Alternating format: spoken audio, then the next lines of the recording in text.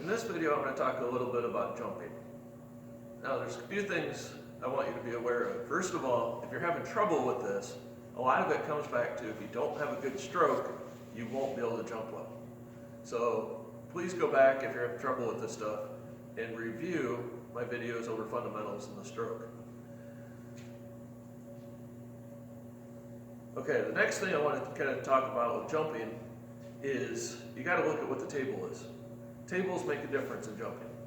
If you have, this is a Gold Crown, it's got Simonis 860 HR belt on there. And that cloth is actually relatively friendly to it. The Gold Crown has a full inch thick slate. If you have thinner slate, it's going to be harder to jump. If you're on different kinds of cloth, and some of the thinner cloths are harder to jump. If you're on brand new cloth, what tends to happen is that cue ball will slide out and it's a lot harder to jump. I can't tell you how many times I see somebody with come on a table that I've just recovered, and they get ready to do their first jump shot, and I'm like, you might as well do a kick because you're not going to make it. And sure enough, they don't get over the ball. What you need is a little bit of chalk in the cloth, and what that does is it kind of, when you hit down into that cue ball, there's more friction here, and it has a tendency to kind of bite and jump up, whereas if there's not friction in your brand new slippery cloth, it wants to slide out. So if you're on brand new cloth, you got to make sure that you're technically just about perfect. Now, we'll move on to what that actually means. So, assuming you got your fundamentals and everything ironed out and have pretty good fundamentals, now what we want to do on a typical jump shot is I want to go through, or kind of strike through the center of the cue ball. So this black stripe kind of represents what that center might look like. So I want to stroke in that same line. So my cue is going to come down at that angle. Now, if I back up just a hair, where's my other cue ball? We're going to talk a little bit about what that angle might be.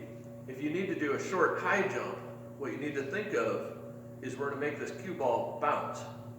So it's kind of like if I threw this ball down and it bounces like this, if I come down sharp, it's going to bounce up and fast. If I do something more of a skip type of thing, it's going to bounce long and low. So what I need to do is my cue needs to kind of reflect that general angle that I want the cue ball to take off at. So in order to get over this 11 ball, I want to be kind of up in here somewhere. So that means I need to come down at a similar angle, maybe a little bit more because the cue ball is going to lose its trajectory going up as gravity starts to take over and pull it down. So I want to hit through the center of the cue ball at an angle like this to go over the 11 to make the 1 ball. If this ends up being closer and the 11 ball is closer to my cue ball, now I need to go at a more aggressive angle. I'm actually going to put this a little closer to the rail so it's easier. I'll make a bridge up here on the rail. So if I need to go at a more aggressive angle, I need to elevate up a little bit more and come down. So as I want it to go up faster and faster, now my angle needs to go higher and higher. And I'm kind of aiming as if I was going to go through the center of that ball. So I want to have that same trajectory going down. Now, this is where I kind of said that stroke is very, very important. When I'm kind of doing these intermediate distances, and I'm using the pendulum with my arm back here, I am making contact, or my set position is where my elbow is at 90 degrees. That's important because that's in the middle of my stroke, and I'm hitting through the cue ball. The cue ball is just going to get out of the way, and my tip is going to come down there and hit the cloth, but I got a nice loose grip back here. I'm not clenching down on it.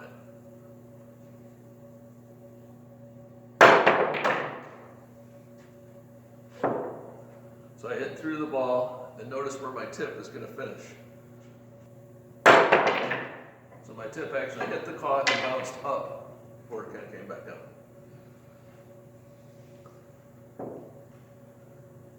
Now, there are a couple things important about your cue as well. Jump cues make this a little bit easier. They're shorter, so you don't have a bunch of back heavy where your balance point isn't coming up like this. The tip, I recommend it being basically a lot flatter, kind of like a quarter shape as opposed to a nickel or a dime. The other thing I do on mine, and I do for a lot of my customers, is I will actually put their tip on the lathe and I cut little concentric circles in the tip on the face of it. And what that does, it kind of helps bite that cue ball and make it go. If that tip is too rounded, then you have a tendency to do a lot of miscues where you're sliding off the side of the ball. The second method of doing a jump is to actually do a dart method. So you end up here. A lot of people have to find this a little easier, but the fundamentals are kind of still the same. What I want to have happen is I want to go through kind of the center of that ball, and I want to pretend like there's a BB in the middle that I'm kind of aiming for when I hit it with my tip. The second thing is I want to get myself set up so that I have room to draw back and stroke through and follow through and hit beyond the ball. So the ball is going to get out of my way. So I get myself set up.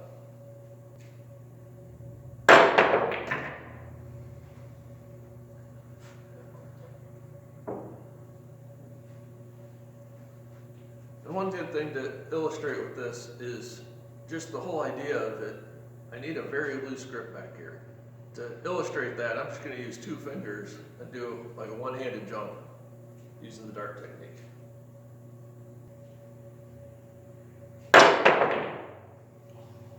So what you see is just a nice loose grip and concentrated hitting the center of the ball.